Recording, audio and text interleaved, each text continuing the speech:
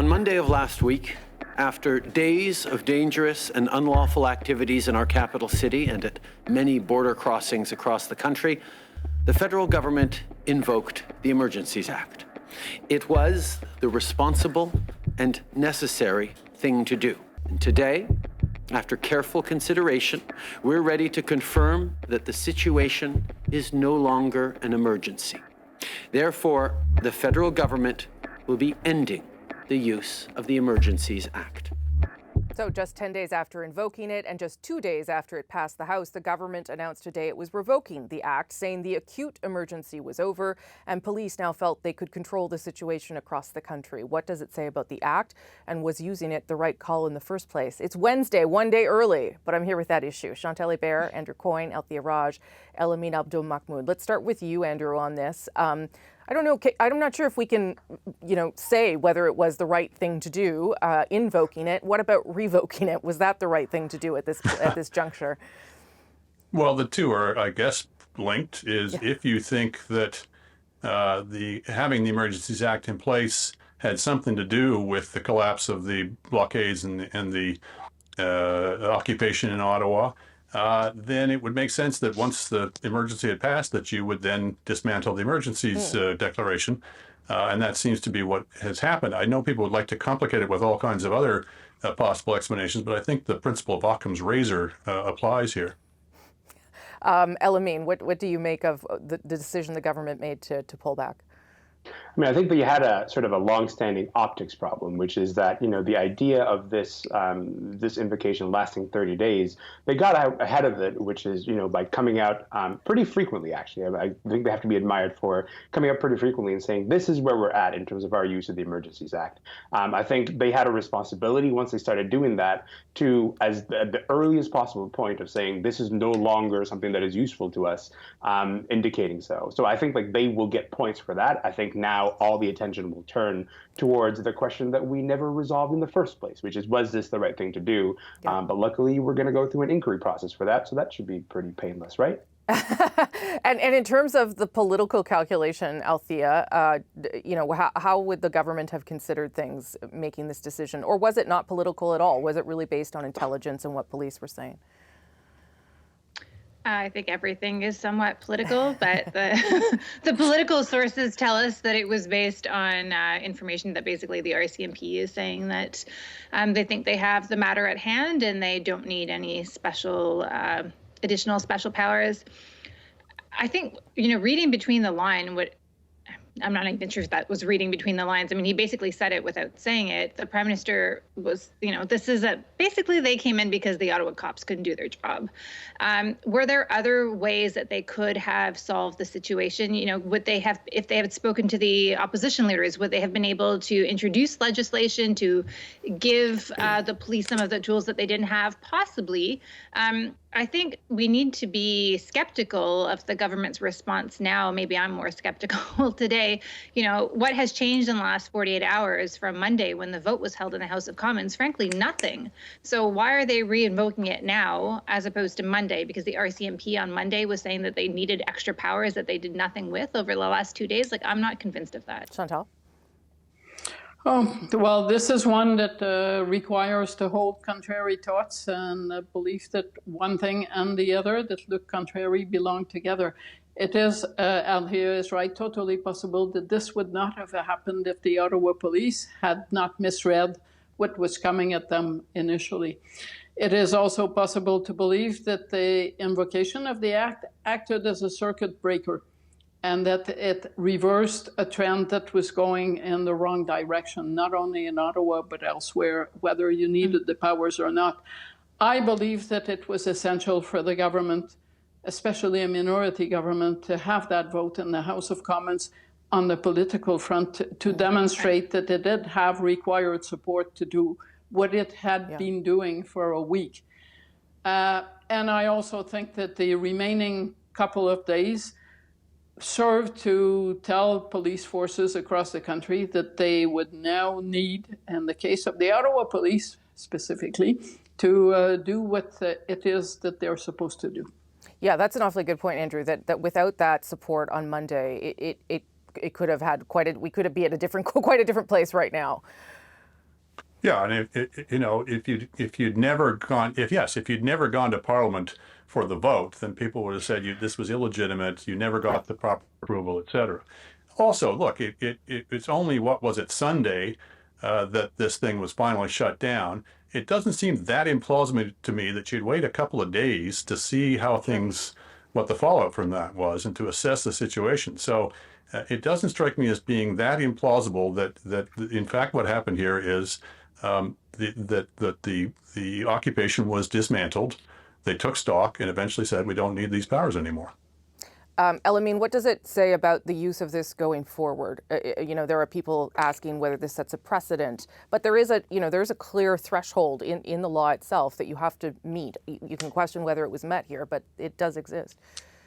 Of course, but we haven't heard how this particular incident meets that threshold. Or at least they've sort of made the argument, and I'm not sure that they've convinced the rest of the country that this particular use of the Emergencies Act did meet that threshold. We heard the Prime Minister talk earlier today about how some of these protests were unacceptable, but we, I think, need to hear a little bit more about the ways they were unacceptable, because I think just sort of a blanket use of this against protests is certainly the worry when it comes to just people worrying about their civil liberties. It's just a matter of getting that explanation. As we talked about last week, the worry becomes, what if we don't hear that explanation? What if that explanation is never made public?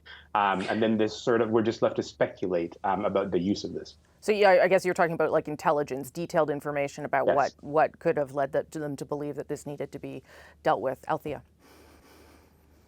So I've written about this, but I think what is going to be very important is for MPs to press to ensure that this inquiry that is supposed to be called within the next 60 days is a public inquiry, because I think that there is a lot of things that we may or may not know. Maybe we do have a full slate of the picture. Maybe we are concerned that a future Prime Minister would use the Emergencies Act for minor things, and we would like to discourage them from doing so. I would have liked, frankly, the Senate this evening to have had a vote on the Emergencies Act, because to the point of Andrew's point of legitimacy, I think that would have been important. But I think a public inquiry would tell us exactly what the information the government had, what it needed to do, what options it weighed against it, and then we can judge for ourselves whether or not we think that was appropriate action. Chantal.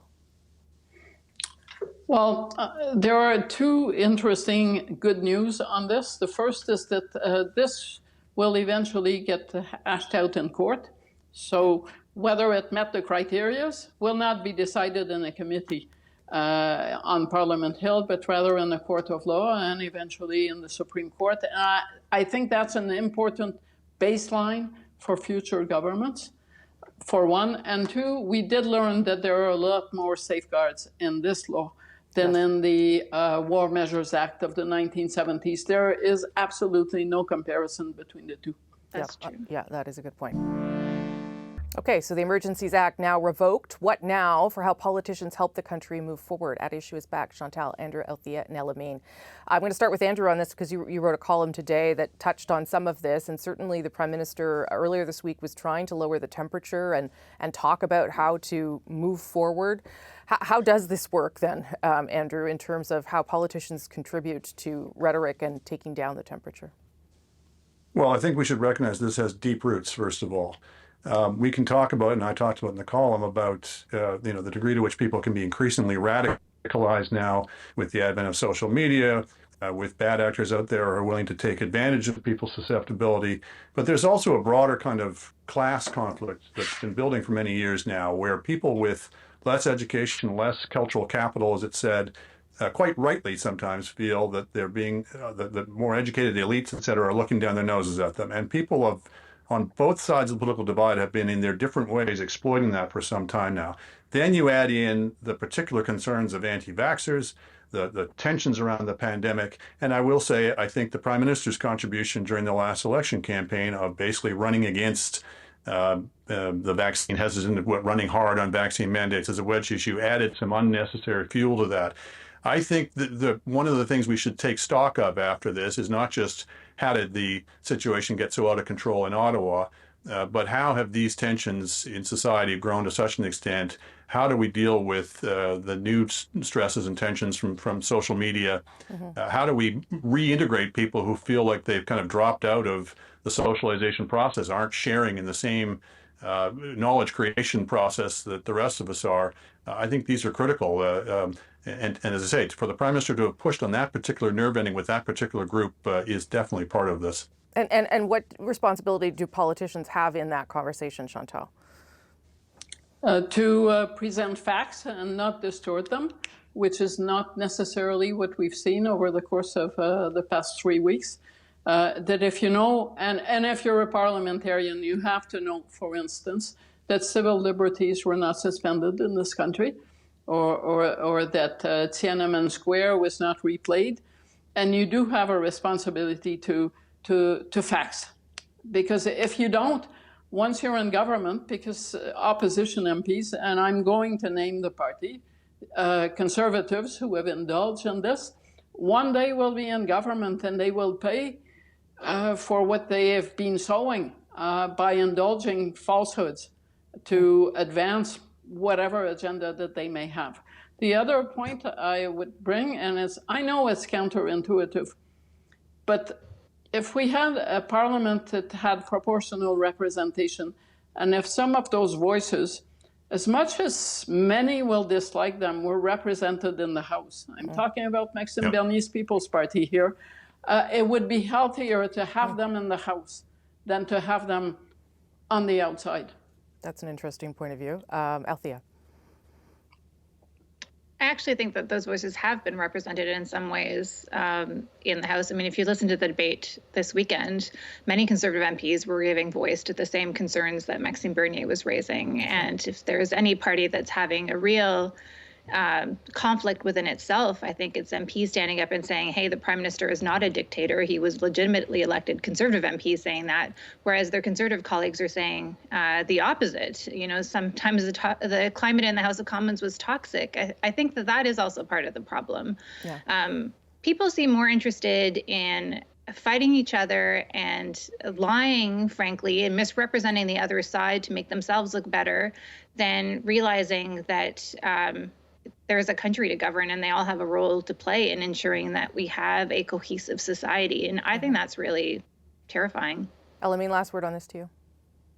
I mean, listen, I'm at a point where I don't know what to do because I don't know how this country comes back together after this. I don't know how we sort of bridge these divides after this because you have a set of politicians who are very interested in using these divisions as a means of sort of like getting very small coalitions that are just sufficient enough to govern, sort of, you know, get 29-30% of the vote, and maybe with the help of other couple parties, then maybe you can be in power.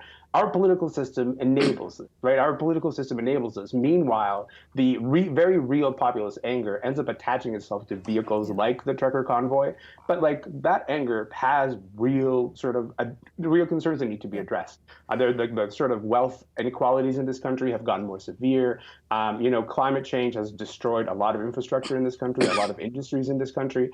And you don't hear politicians talking about the things that bring the country together to say, this is the problem that we need to deal with as a country. We hear a lot of politicians, as Andrew mentioned, sort of using the other side as just a specific wedge to say, you know what, I'm going to gain just a few more votes on this side, and that's going to be enough. So until that is discouraged in this political system, I think we're going to remain broken in exactly this way. Okay, so we'll talk about all of this again. A big topic to cover and not a lot of time. Thank you all. I appreciate it.